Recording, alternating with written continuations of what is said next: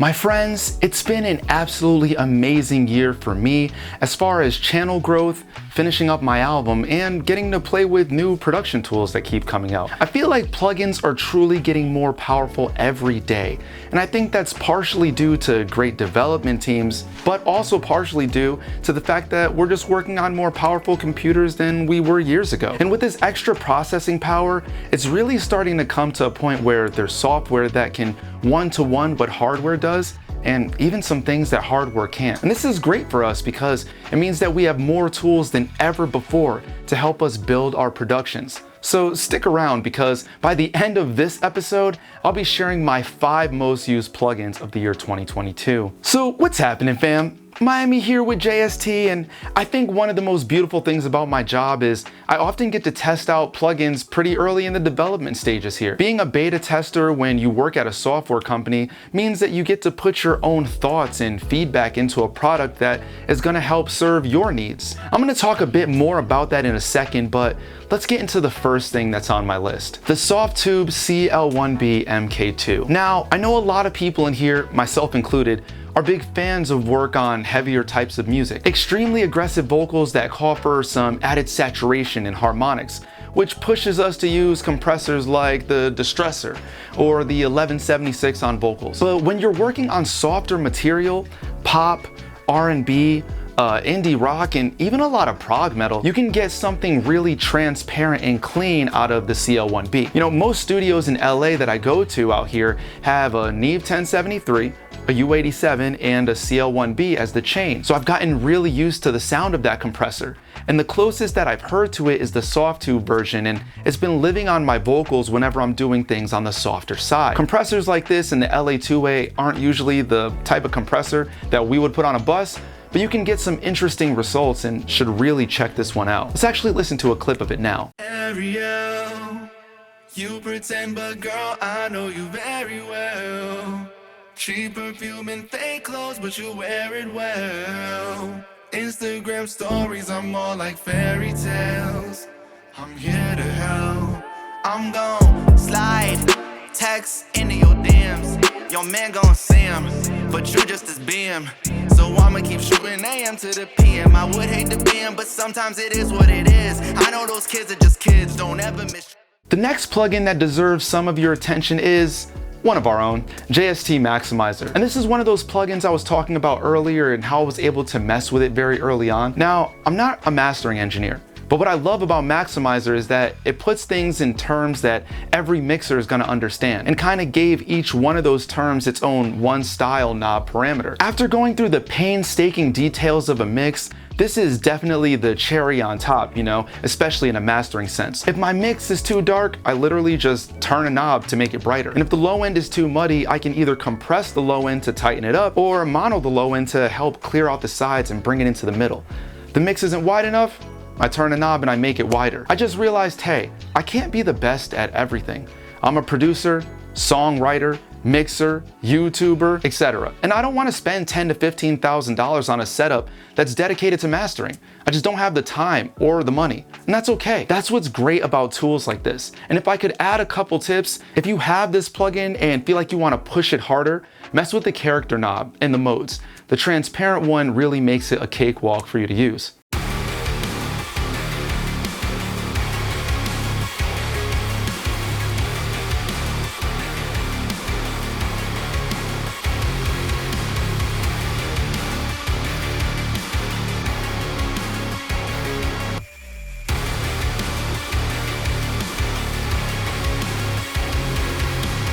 And now onto my next most used plugin of the year.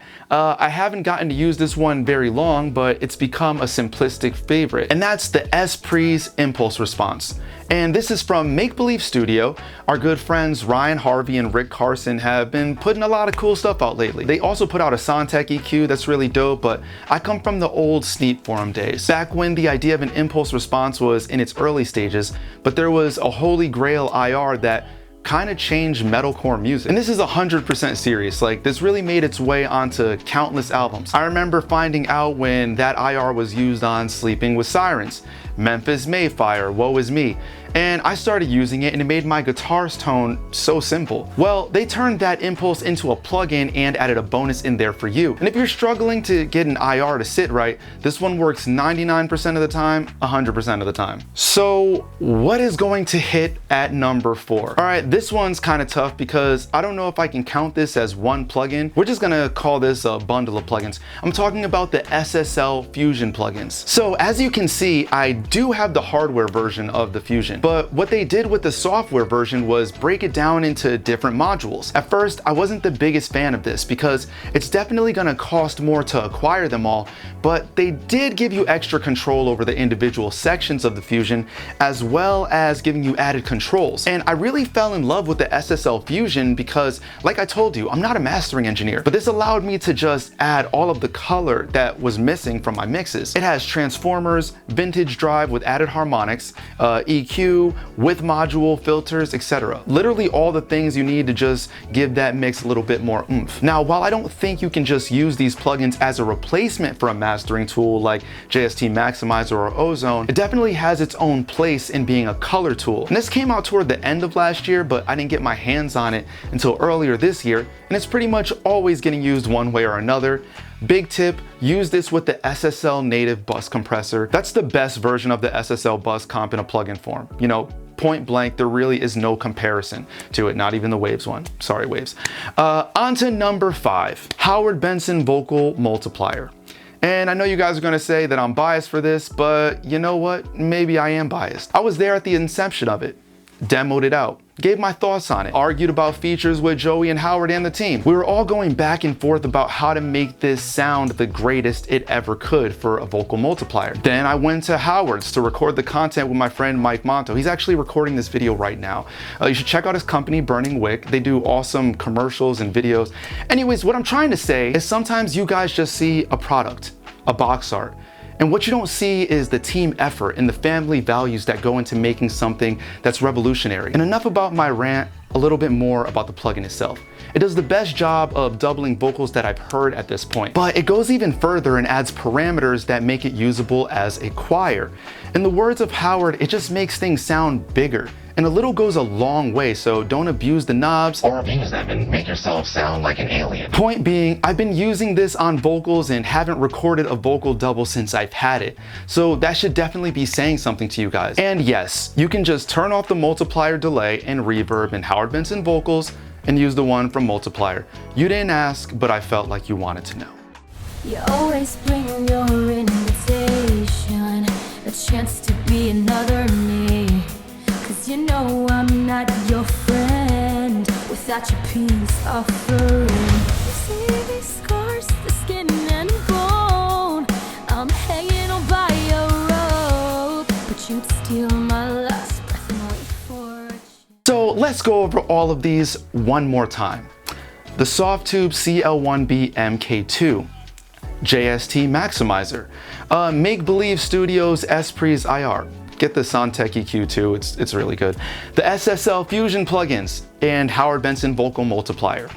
These have become my mainstays for me going forward and have made mixing and mastering just a little bit more fun and easier. And that's what it's all about, right? If we wanted to just use the same tools every single day, we could go into an office somewhere, but we're creatives. Maybe we might not be the best guitar player, but we can make the greatest guitar tone. And that's just by using our ears and having the right tools. I might not be a gospel choir, but I can sound like one now if my heart desires. So thank your developers and plugin companies because they're really out here trying to keep mixing fun for you and me. So do you have anything you guys would add to this list? Have you tried any of these plugins out? Leave it in the comments below and I will chat with you fine people like I always do. If you're an engineer on the come up, give this video a thumbs up. Don't forget to subscribe, you only have to do it one time, and tap that bell for notification so when a video drops, you know the location. Until next time, I am out of here. Mic drop. Except as engineers we know, I'd never really drop this thing because that get really expensive, even if it is a piece of shirt. Later.